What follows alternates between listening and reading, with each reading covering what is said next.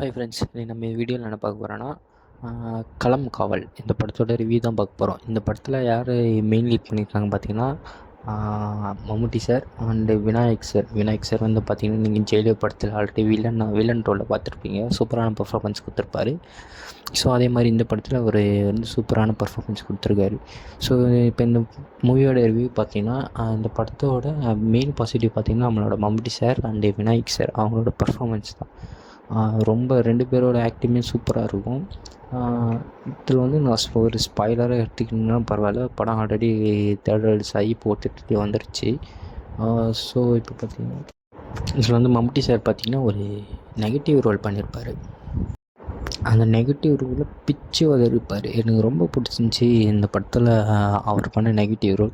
இப்போ இருக்க பெரிய ஆக்ட்ரஸ்லாம் இந்த மாதிரி பண்ணுவாங்களான்னு தெரில, பட் ஆனால் அவர் வந்து இந்த மாதிரி ஒரு நெகட்டிவ் ரோல் எடுத்து பண்ணியிருக்கிறது ரொம்பவே சூப்பராக இருந்துச்சு.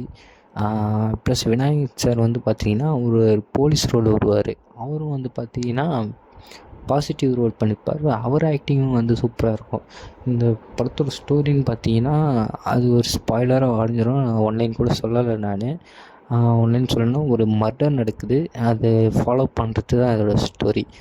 இந்த சைடு விநாயக் வந்து அதை ஃபைன் பண்ணிகிட்டே வருவார், க்ளோஸ் பண்ணுன்ட்டு. அந்த சைடு வந்து பார்த்திங்கன்னா மம்முட்டி சார் வந்து ஒரு சம்பவம் பண்ணிட்டே வருவார்.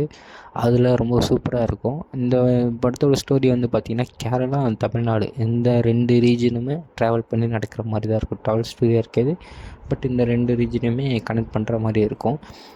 ரொம்ப சூப்பராக இருந்துச்சு. எனக்கு ரொம்ப பிடிச்சிருந்துச்சி இந்த படம். இந்த ஸ்டோரி வந்து பார்த்திங்கன்னா ஒரு ட்ரூ ஸ்டோரி இன்ஸ்பயர் பண்ணி தான் எடுத்திருக்காங்க. அதாவது 2005 நடந்த ஒரு ட்ரூ ஸ்டோரி வச்சு பண்ணி தான் எடுத்திருக்காங்க.